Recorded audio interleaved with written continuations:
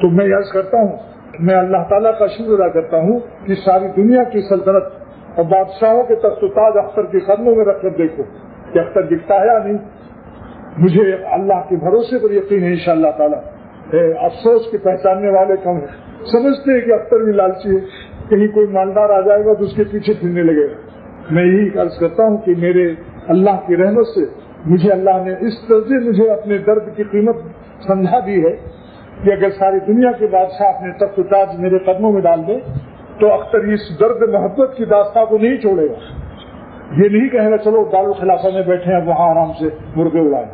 میں اپنی درد محبت کی داستان کو سنانے کی اللہ سے فریاد کرتا ہوں اور 120 سال کی عمر خدا تعالیٰ سے مانگتا ہوں کہ اللہ زندگی جب اختر جوان تھا تو کوئی پوچھنے والا نہیں تھا، اس وقت میری زبان کو کام نہیں ملے.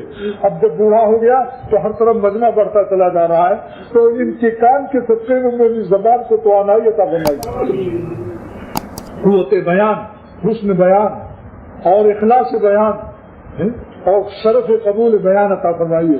اور یہ کام مجھ سے سارے عالم کے لیے خدا تعالیٰ لے لیجیے. مجھے کہتا ہوں خدا مجھے کوئی ایسا جہاز عطا فرما دے جو 5-6 آدمیوں کا ہو اور اس کا پائلٹ بھی میرا دوست ہے. جب چاہے الہ آباد منصور پاک بخشی بازار میں اتار لیا، جب چاہا اردوئی اتر گئے، جب چاہا ساؤتھ افریقہ. یعنی مطلب کہ وقت کی کمی بچ جاتی ہے، وقت کی بچت، لیکن دل یہی چاہتا ہے کہ خدا مجھے کچھ کان عطا فرما دے. اپنی رحمت سے گو اختر مستحق نہیں، اپنی رحمت سے کچھ ایسے کان شرق و غرب شمال جنوب سے عطا فرما دے جو آپ اپنی سماعت درد محبت کو ان کے سینوں میں منتقل فرما دیں اور مجھے بہانہ بنا دے. کام آپ بنا دیں، نام میرے چاہا دیں. صدقہ جاریہ بنا دے، کام آپ بنا دیں اور نام میرے چاہا دیں. اس کا نام ہے صدقہ جاریہ.